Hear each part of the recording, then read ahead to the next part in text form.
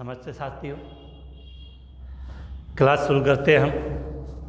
आज का जो अपना टॉपिक है वो है नाभिक स्नेही योगात्मक अभिक्रिया, जिसके बारे में हमने अपनी पिछली क्लास में भी बात की थी। आज हम एल्डिहाइड और कीटोन की मुख्य नाभिक स्नेही प्रतिस्थापन अभिक्रियाओं के बारे में अध्ययन करेंगे। तो स्टार्ट करते हैं टॉपिक को। नोटबुक और पेन अपने साथ में रखें।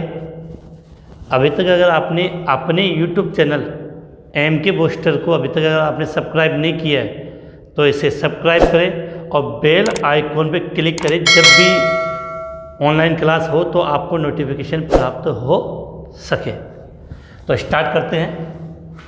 आज की जो अपनी अभिक्रिया है, नाम लिख रहे हैं नाभिक स्नेही योगात्मक अभिक्रिया। क्या लिखा है? नाभिक स्नेही योगात्मक अभिक्रिया,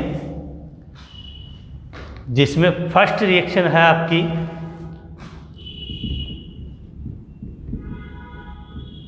सोडियम बाई सल्फाइड से। क्या लिखा है? सोडियम बाई सल्फाइड से। यदि आप सोडियम बाई सल्फाइड का फॉर्मूला जानते हो तो कमेंट्स में बता दीजिए। सोडियम बाई सल्फाइड का फॉर्मूला क्या है? Sodium by sulphide. देखो, इसको समझने के लिए हम कुछ बातें यहाँ समझने की कोशिश करते हैं। आप सभी ने ये फॉर्मूला पढ़ा होगा, Na2CO3 sodium carbonate, Na2CO3 sodium carbonate. इसको एक फॉर्मूला और आता है sodium hydrogen carbonate, sodium hydrogen carbonate. इसको हम सोडियम बाई कार्बोनेट भी कहते हैं, आपने पढ़ा हो तो यहाँ पर भी ये चीज़ आएगी कि सोडियम आया, बाई भी आया, तो इतना फॉर्मूला तो इसमें भी कॉमन हो जाएगा, सोडियम हाइड्रोजन। अब यहाँ पर शब्द क्या लिखा है? सल्फाइड। तीन कॉमन शब्द ध्यान रखना यहाँ पे। एक होता है SO4 2-, इसको हम बोलते हैं sulphate, SO2- sulphate, SO3 2- sulphide और S2- सल्फाइड। ये तीन कंपाउंड मिलते से कन्फ्यूजन होता है, तो तीनों लिख दिए। SO4 2- सल्फेट, SO3 2- सल्फाइड और S2- सल्फाइड। तो यहाँ से अगर हमें सोडियम बाई कार्बोनेट का फॉर्मूला रखना है तो हम क्या रखेंगे? Sodium hydrogen sulphide, NaHSO3। क्या लिखा है? NaHSO3 sodium by sulphide. अब हम इस अभिक्रिया पे आते हैं कि सोडियम बाई सल्फाइड की हमें ये अभिक्रिया नोट करनी है, पढ़नी है। उससे पहले आप इसको नोट कर लें जो लिखा हुआ है सल्फाइड, सल्फेट और सल्फाइड, इन तीनों को आप नोट कर लें, फिर हम आगे बात करें। अब देखो, जब हम अभिक्रिया शुरू कर रहे हैं तो यहाँ एल्डिहाइड या कीटोन की अभिक्रिया हम किससे करवाएंगे? सोडियम बाई सल्फाइड से। अब एल्डिहाइड या कीटोन का मतलब आप सब जानते हो कार्बोनिल होता है। तो कार्बोनिल समूह है सोडियम बाई सल्फाइड के साथ क्रिया करके यौगिक उत्पाद बनाता है, जो एक सफेद क्रिस्टलीय ठोस पदार्थ होता है जो जल में अविलय होता है, लेकिन जो अम्ल या क्षार की उपस्थिति में उसका जलापठन हो जाएगा और वापस से हमें पुनः एल्डिहाइड या कीटोन प्राप्त हो सकता है। इसका विशेष इस विधि का ये फायदा है कि कार्बनिक यौगिकों में से एल्डिहाइड या कीटोन को हम इस विधि के द्वारा अलग कर सकते हैं। मैं पहले नोट कर देता हूँ, उसके बाद हम आगे बात करते हैं। अच्छी मेथड है, अच्छा समीकरण, अच्छी अभिक्रिया है। क्या लिखेंगे कि एल्डिहाइड या कीटोन। क्या लिखा? एल्डिहाइड या कीटोन, एल्डिहाइड या ketone sodium by sulphide, sodium bisulphide से क्रिया करके यौगज, योगात्मक है तो जुड़ जाएगा, क्रिया करके यौगज उत्पाद बनाता है। एल्डिहाइड या कीटोन सोडियम बाइसल्फाइड से क्रिया करके यौगज उत्पाद बनाता है जो श्वेत क्रिस्टलीय ठोस होता है, जो श्वेत क्रिस्टलीय ठोस होता है, जो जल में अविलय होता है।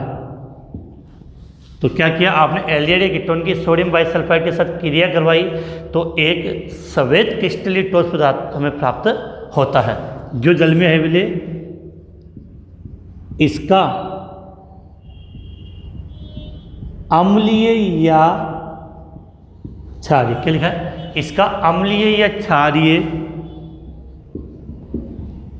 जल अपघटन करने पर, इसका अम्लीय या क्षारीय जल अपघटन करने पर पुनः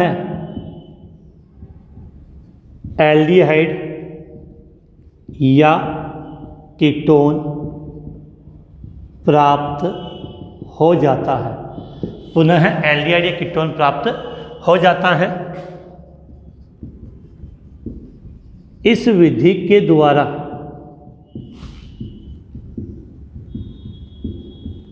कार्बनिक यौगिकों में से, अब एल्डिहाइड या कीटोन को एक साथ हम क्या बोलते हैं, carbonyl.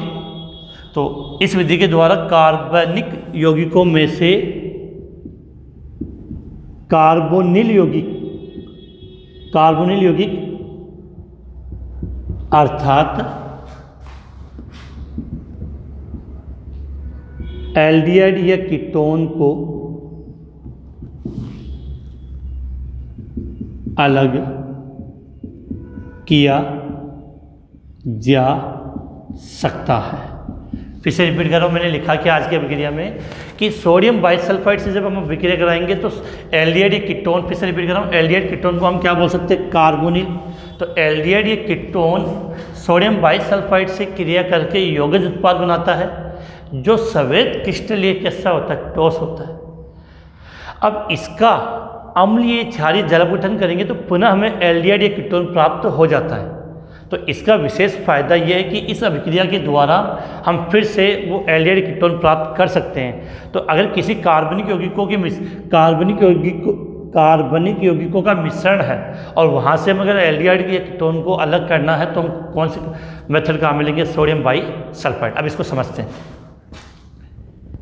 C double bond O क्या बोलते हैं उसको, कार्बोनिल। इसकी क्रिया मैंने करवाई सोडियम हाइड्रोजन सल्फाइड से। तो सोडियम पे प्लस होता है और HSO3 पे क्या होता है, माइनस। तो HSO3 है, सोडियम तो कहाँ जुड़ जाएगा, इस O के साथ, और ये कहाँ जुड़ जाएगा, कार्बन के साथ। तो क्या बनेगा, ये कंडीशन O के साथ जुड़ जाएगा Na, तो ONa, और यहाँ क्या हो जाएगा आपका SO3H। और नेक्स्ट पद में यहाँ विशेष बात याद रखनी कि प्रोटॉन का स्थानांतरण होगा। प्रोटॉन का स्थानांतरण होने का मतलब क्या है कि ये H ऊपर चला जाएगा और सोडियम यहाँ पर आ जाएगा, तो OH SO3H। तो ये बन गया आपका कार्बोनिल। ये यहाँ पे क्या आएगा, आपका Na आ जाएगा, क्योंकि प्रोटॉन का स्थानांतरण होने का मतलब क्या है, H ऊपर चला गया और सोडियम का अणु कहाँ आ गया, नीचे। तो प्रोटॉन का स्थानांतरण हो गया और यहाँ पर आपको सोडियम बाइसल्फाइड यौगिक उत्पाद प्राप्त हो गया है। और ये जो उत्पाद प्राप्त होता है वो कैसा होता है, श्वेत क्रिस्टलीय होगा।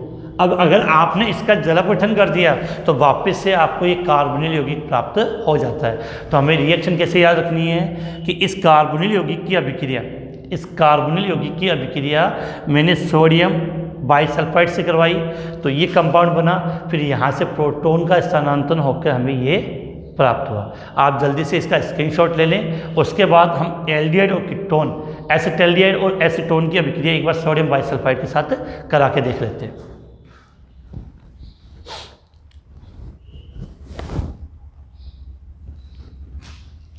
स्क्रीनशॉट हो गया होगा आपका।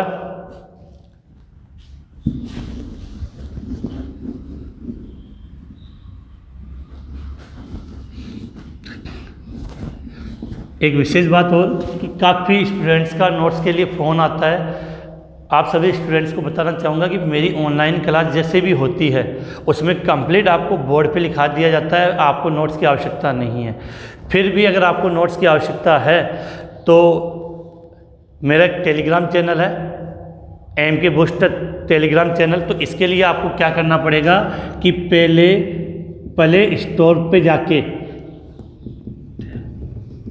पहले क्या करना, आपको प्ले स्टोर पे जाओ और वहाँ से टेलीग्राम डाउनलोड कर लो, या टेलीग्राम डाउनलोड है तो वहाँ पर आप MK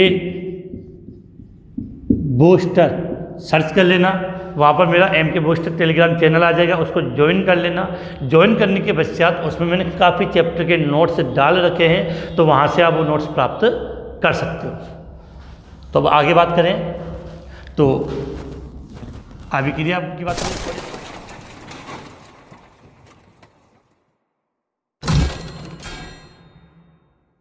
इसका एग्जाम्पल लेते हैं, CH3 C double bond OH, क्या नाम है इसका, SC टैल्डिहाइड। क्रिया किससे कराओगे, सोडियम बाइसल्फाइड से। तो होगा क्या, सोडियम तो कहाँ जुड़ जाएगा, इस ऑक्सीजन के साथ, और कार्बन के साथ SO3H। तो CH3 यहाँ पर H, यहाँ पर ONA और यहाँ S, तो Na यहाँ जुड़ गए और यहाँ क्या जुड़ गया SO3H। नेक्स्ट पद में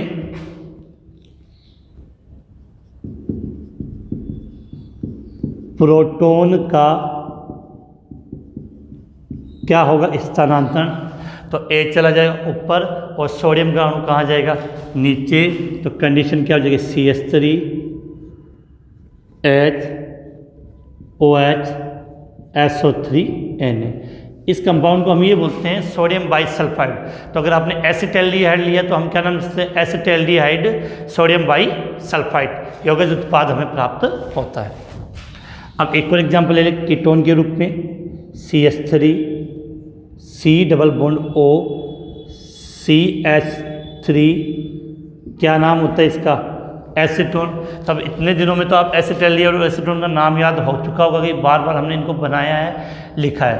तो CH3 CHO एसिटैल्डिहाइड, CH3 C double bond O CH3, क्या नाम दिया, एसीटोन। इसकी क्रिया मैंने करवा दी वापिस से वो सोडियम हाइड्रोजन सल्फाइड से। किससे, सोडियम हाइड्रोजन सल्फाइड से। तो सेम तरीका ये रहेगा, CH3 ONA SO3H, इसको क्या नाम दिया, प्रोटॉन का स्थानांतरण। प्रोटॉन का स्थानांतरण हो गया। अब क्या होगा, प्रोटॉन का स्थानांतरण करोगे तो H ऊपर और ये नीचे आ जाएगा। तो CH3 CH3 OH SO3 Na।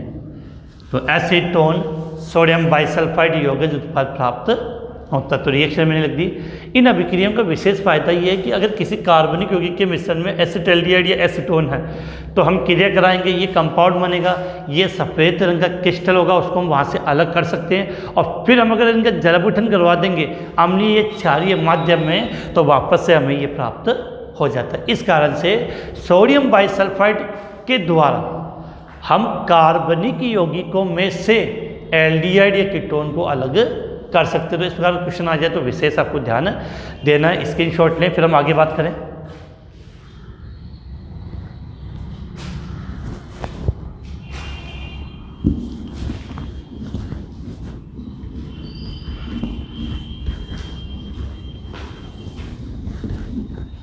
अब बात करते हैं रिएक्शन नंबर 2।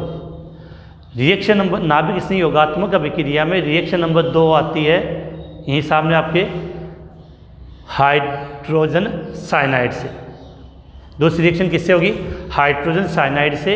और विशेष बात ध्यान रखनी, यहाँ जो उत्पाद बनेगा वो साइनोहाइड्रिन बनता है, और जिसका अगर हमने जल अपघटन कर दिया अम्लीय माध्यम में तो हमें अल्फा हाइड्रोक्सी कार्बोक्सिलिक अम्ल प्राप्त होता है। तो नाभिक स्नेही योगात्मक अभिक्रिया में नंबर 2 पे मैंने लिखा है अभिक्रिया किससे करवा रहे हैं? हाइड्रोजन साइनाइड से। अभिक्रिया किससे करवाइए? हाइड्रोजन साइनाइड से। हाइड्रोजन साइनाइड का फॉर्मूला आप सब जानते हो, क्या होता है? HCl। क्या होता है? HCl। तो इसके लिए सिंपल सी बात है कि कार्बोनिल यौगिक, कार्बोनिल का मतलब समझ लीजिए एल्डिहाइड या कीटोन, कार्बोनिल यौगिक हाइड्रोजन साइनाइड से, HCl से, हाइड्रोजन साइनाइड से क्रिया करके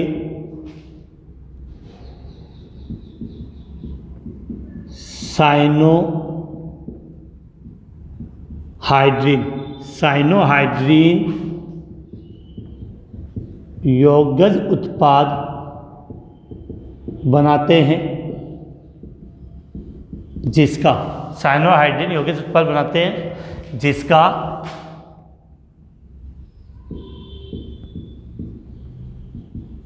अम्लीय माध्यम में जल अपघटन करने पर, जिसका अम्लीय माध्यम में जल अपघटन करने पर अल्फा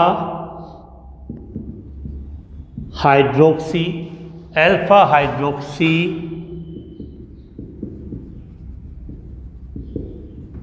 कार्बोक्सिलिक अम्ल, अल्फा हाइड्रोक्सी कार्बोक्सिलिक अम्ल प्राप्त होता है। अल्फा हाइड्रोक्सी कार्बोक्सिलिक अम्ल प्राप्त होता है। फिर से रिपीट कर रहे हैं, हमने क्या किया कि कार्बोनिल यौगिक हाइड्रोजन साइनाइड से क्रिया करके साइनोहाइड्रिन बनाता है, और साइनोहाइड्रिन यौगिक जुड़ेगा, यौगिक उत्पाद बनेगा, जिसका जल अपघटन अगर आपने कर दिया तो आपको अल्फा हाइड्रोक्सी कार्बोक्सिलिक अम्ल प्राप्त होता है। इसका मतलब क्या हुआ कि जैसे C+OOH क्या बोलते हैं इसको? कार्बोक्सिलिक अम्ल। कार्बोक्सिलिक अम्ल से जो कार्बन जुड़ा होता है उस कार्बन को हम बोलते हैं अल्फा कार्बन, और अल्फा कार्बन पे क्या जुड़ा होगा? हाइड्रोक्सी। जब OH और कार्बोक्सिलिक अम्ल दोनों साथ में हो तो कार्बोक्सिलिक अम्ल मुख्य क्रियात्मक समूह होता है। इस कारण से OH को हम क्या मानेंगे? प्रतिस्थापी, और प्रतिस्थापी के रूप में इसका क्या नाम होता है? हाइड्रोक्सी।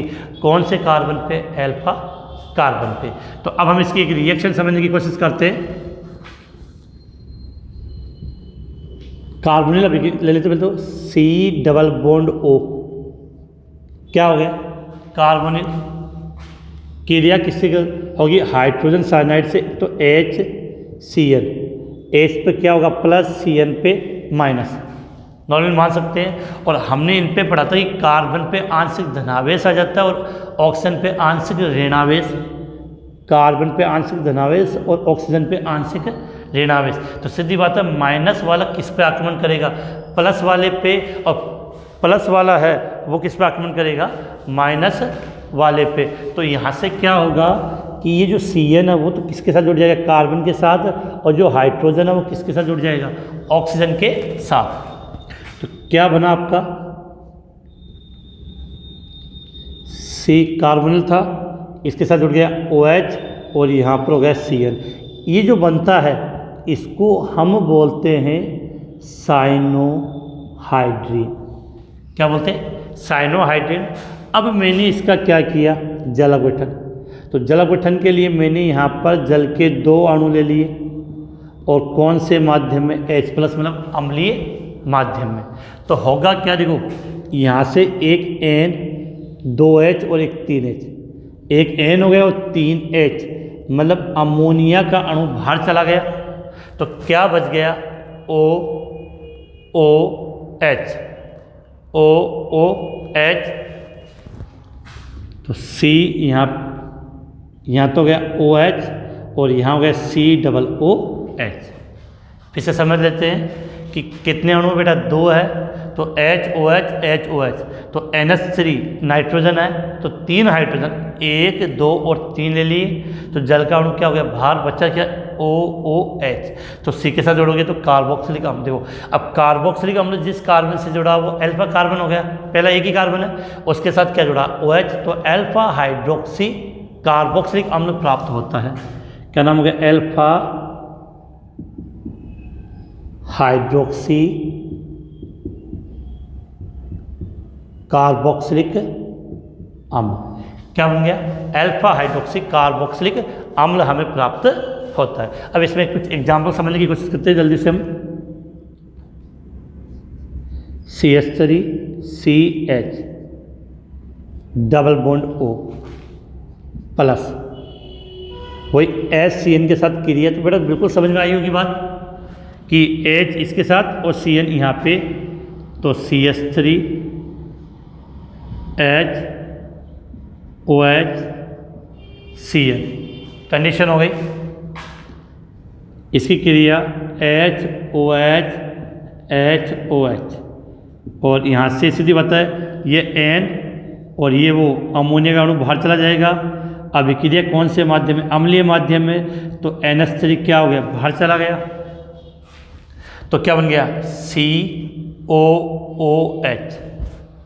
सेम वैसा बन जाएगा। अब इसको मैं थोड़ा सिस्टमाइज तरीके से ढंग से लिख रहा हूँ कि सबसे पहले क्या लिखा, CH3, फिर CH, CH के साथ कौन जुड़ा हुआ है, OH, इसके बाद COOH। तो कंडीशन क्या आ जाएगी, CH3 CH OH COOH। जैसे ये से लिखोगे तो आप ऐसे भी लिख सकते हो, या इस प्रकार से भी लिखोगे, तो कोई अंतर कोई गलत नहीं। फिर से रिपीट है, तो CH3 लिख दिया, फिर ये क्या हो गया, CH, यहाँ पर OH है तो वो OH जोड़ दिया और COOH। तो क्रियात्मक समूह जिस कार्बन से जुड़ा वो अल्फा कार्बन, और अल्फा कार्बन पर OH जुड़ा है, तो क्या बोलते हैं, अल्फा हाइड्रोक्सी कार्बोक्सिल। इसका आपको साधारण नाम बता सकता है, फेमस कंपाउंड है, बहुत ज़्यादा सादा नाम कमेंट्स में जल्दी से अगर पता हो तो।